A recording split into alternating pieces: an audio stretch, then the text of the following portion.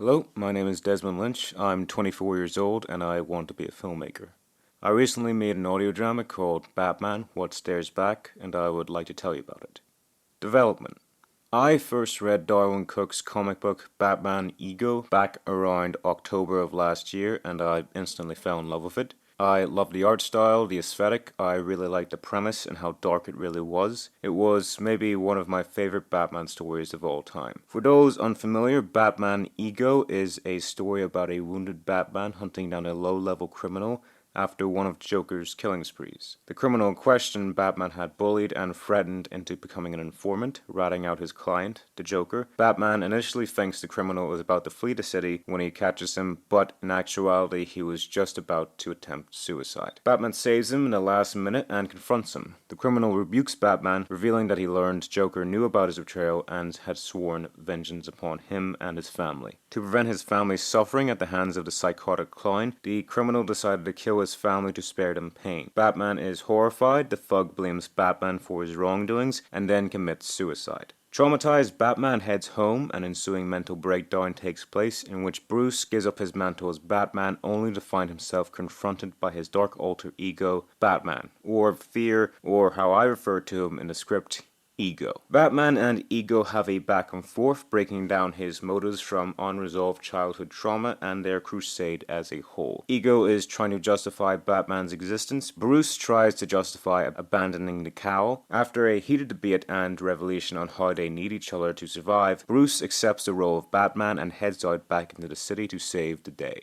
It's a very interesting story, very dark subject matter contrasted with this very picturesque aesthetic, which I really liked. I read it near 3 times all at once and I kept thinking about it a lot. So I decided it would be worth adapting into an audio drama. It's not my first venture into adapting a Batman story. I previously adapted a Neil Gaiman short story called When is a Door Not a Door, which is an origin story for the Riddler. This project, however, was incredibly ambitious. The comic was so visual to the point where trying to convey the madness that is going on would be borderline impossible. However, the challenge enthralled me, so I set about writing. I made 3 drafts total. The script was almost word for word an adaptation of Batman Ego. I added scenes, for example, the tape recordings in the beginning and end. The car scene had to be rewritten as it couldn't be portrayed audibly, and I added some lines for both Bruce and Ego as well. The writing was tricky because, unlike Orchard, I didn't have a narrator reciting actions. It was all Bruce himself, similar to the comic and noir movies in general. The description had to be bare bones because the voiceover alongside the dialogue was the key focus, and I wanted to see how well I could convey the story through sound effects and music alone. After the writing process was done, I went about making it.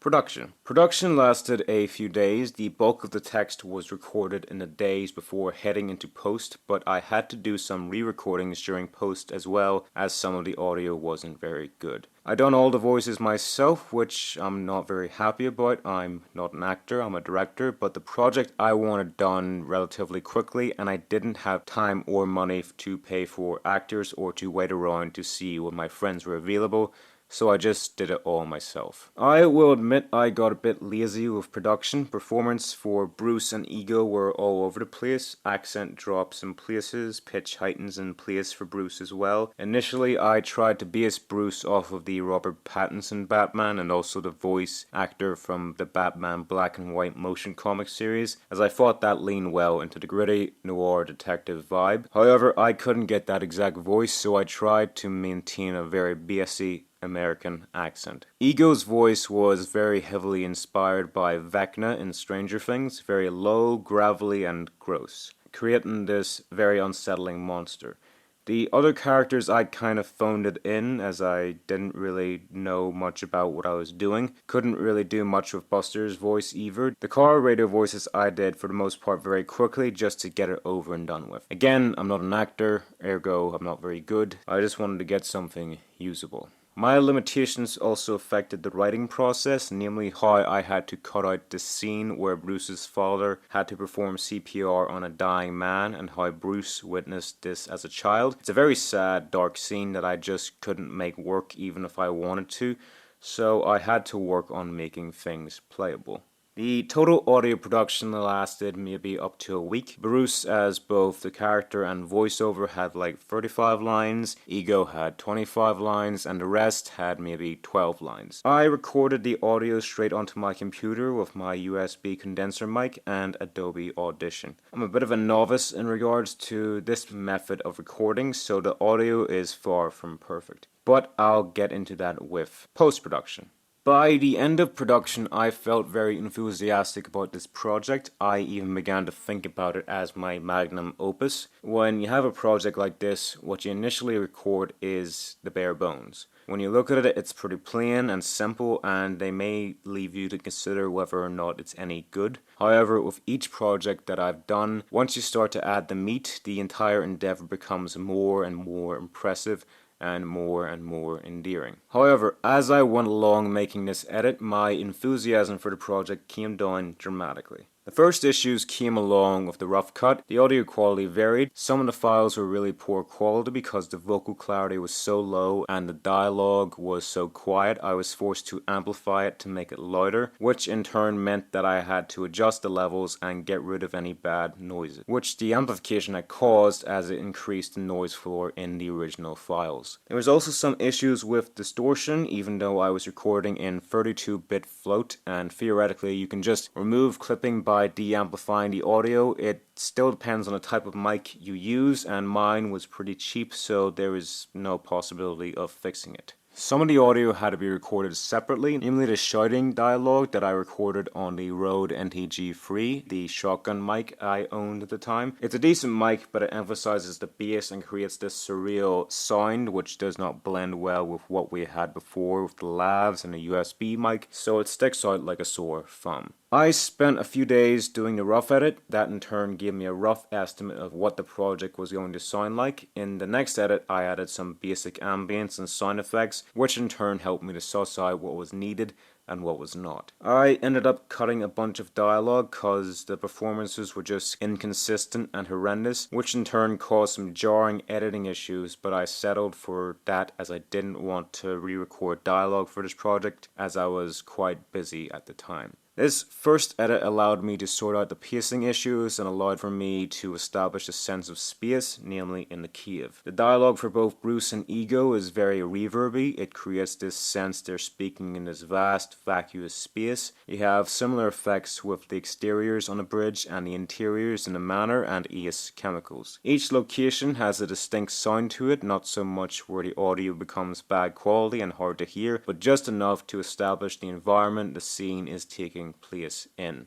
The main principle was trying to audibly differentiate between Batman's voiceover and Bruce's dialogue. For that, I had to add some filters and mastering effects to make the voiceover sound a lot thicker, bassier, and cleaner. The dialogue would be affected by reverb and other things like that, so audio-wise, they would sound completely different. For Ego, I had to lower his voice, not so much where it sounded too thick, but just enough where the voice became more disturbing, while still being intelligible and sounded authentic. At this point, I also added some filters on Batman's voice at the end and beginning, to create that audio recorder tape sound. I will say there had to be some adjustments to the filters, because if they were too severe, the low bassy dialogue would just be incomprehensible. So as always, dialogue legibility is essential. So having sorted out pacing for the most part and deciding what scenes to include and exclude, I set about making the second and third edits. These of course adding a variety of sound effects such as ambience, like the sounds of a city or Kiev noise, alongside sound effects such as punches, cars, etc. Sound effects played a big part in developing the narrative. I think the best sequence in the episode is the bridge scene. Without the music, the pacing feels slower, which is what you need to establish that sense of exhaustion that Bruce is feeling at that moment. Then you have the sound of the train screeching, which changes the vibe from reflective to active as it begins hunting down Buster. The sound of the tracker is actually sonar for a submarine, but I liked it and felt that the beeping added a natural suspense to the scene that I don't know if music music would have covered as effectively. The big issue with this project is, of course, it's purely auditory, so there are limits in what you can convey. In a film, you can add hundreds of sound effects to a sequence. Take, for example, when Batman jumps off the bridge to catch Buster. What you have here in audio terms is wind and city ambience, EQ to varying levels to establish the height of the bridge you're on, because after all, a city sounds different from the street than it would to a skyline. Then you have footsteps, breathing, cloth movement, cape movement, the sound of Batman gliding through the air, the grappling gun alongside the rope, a swoosh as they moved through the air, massive thud as they smash into the bridge as Batman saves Buster. That in turn causes some cloth movement, some struggle sound effects, a lot of chaotic sounds of movement as Batman then rescues Buster. Buster is screaming, Batman is groaning as he is struggling to pull him up, more cloth movement, more sounds of movement against the top of the bridge, and all of that before you get into the dialogue part of the sequence. With film, you can feature all of that as there's a visual representation of where the sound is coming from. It makes sense for there to be footsteps as you can see Batman moving. It makes sense for there to be cloth rustle and all these other sounds, but when you're dealing with solely audio, you can't feature all of that because it just becomes sensory overload and the listener will have no idea what is going on. You could use about maybe a quarter of what I listed above, and even then it's a very delicate balance. You have to think like that for every sequence. You don't include things because they sound cool or because you like them. Each and every sound has to serve a purpose. It has to connect and build upon what has come before, otherwise it's just noise, a distraction from what is going on. But the sequence again were limited by budget constraints, namely the sound effects. I was using sound effects from various sound libraries. I actually had to take a break from editing for a month or two because my subscription to one of the libraries expired and couldn't be verified again, so I had to use a new service, which turns out to be not any good in comparison. That, and I got busy with other things as well. With these kind of projects, it's important to strike while the iron is hot. Otherwise, you begin losing interest and it starts getting harder to get back into the swing of things. I pretty much had 60% of the edit finished before I took a break from the project. Like I said, it was harder to get back in the swing of things as I had lost momentum. But here's the thing with procrastination. The task you have before you may or may not be difficult, but try this. Start doing the task for like 5 minutes. After 5 minutes, you get the ball rolling, and all of a sudden you're developing a workflow, and sooner than you realize 2 hours have passed and you've done more work than you thought possible. And once you get the ball rolling, it's hard to stop, which is where you want to be if you want to get things done.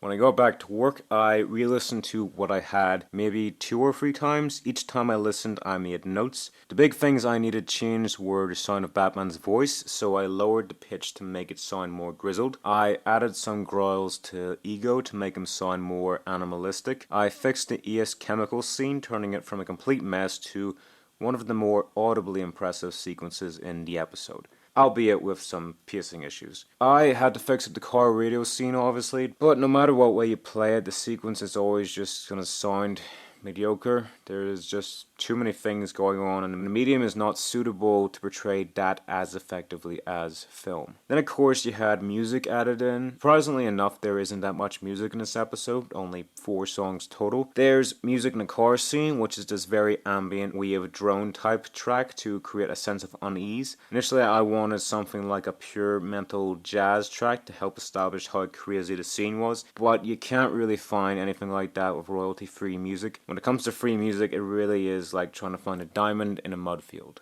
Then of course there is the prayer scene, a scene which I wrote and added to the script as I thought it'd be good to highlight the toll of the coil on Bruce. Originally I thought about having no music to add to the stillness to the scene, but the music helps pick up the pacing and further drive the tragedy. The ending of the music as well helps create a sense of relief when Bruce initially gives up the coil.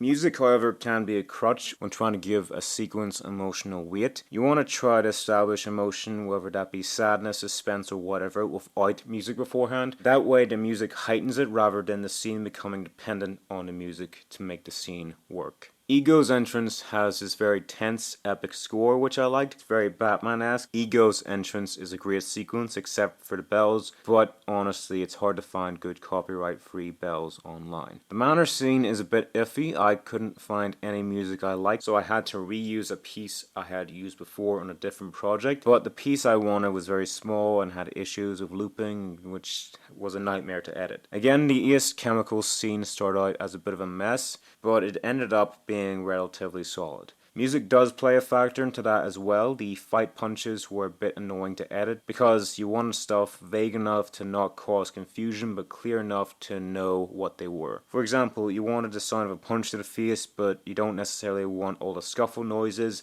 and foot movement along the metal floor. That's just too much for the sequence to bear.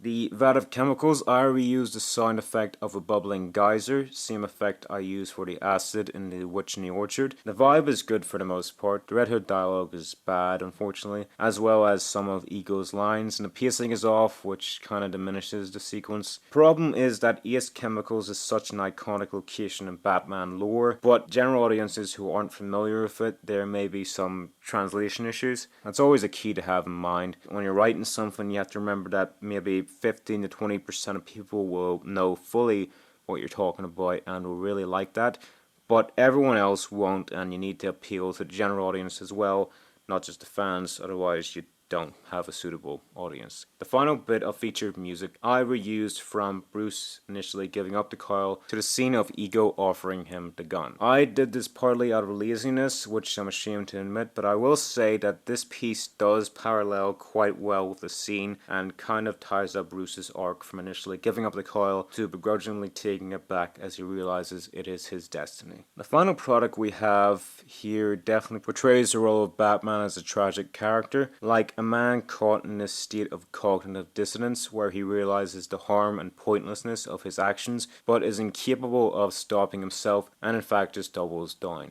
That's not what I initially had intended. I had this dialogue recorded in which Bruce and Ego come to terms of how they need to strive for better, but the lines and the performances just didn't work, so I had to settle for the lines in the original comic book. I had to settle for less for a lot of this project. I had a lot of big ideas to convey, each and every panel to heighten each and every scene, but in the end it just seemed like too much. I got the edit done 2 months after initially recording the audio. The final product was 35 minutes long. Project folder contained over 20 gigabytes of audio files. With the edit done, I uploaded the final mix down to my podcast and called it a day. Final thoughts. What I originally thought was my magnum opus proved to be overly ambitious. There was a glass ceiling in regards to audio, and this project kind of proved it. With Orchard, the narration allowed for the action to occur seamlessly. With this project, with the sheer amount of surreal imagery, it was just so hard to portray the vision and insanity of the original comic. I think there's some good stuff here, and I strive to get at least 80% of what I want out of every project. But this project is barely 60. There was just so many things I wanted that wouldn't work. I had to change scenes which ruined pacing and changed the whole vibe of a scene from which I initially envisioned it. The project is heartbreaking for me in many ways because I know what it could have been and it's nowhere close. What I learned from this is that I should never abandon my projects until they're finished, that I should remain consistent with my work schedule, that I should invest in my resources even if I'm scared that money is a bit tight, that I should plan things out more efficiently, that I should understand the limits of the medium, and in doing so, see how best to overcome them. I approach the world of audio as a filmmaker. Film is an audio-visual medium, and if I can master audio, then I have mastered half of filmmaking. This project may have been too ambitious for audio, but I have learned my lessons and will do better next time.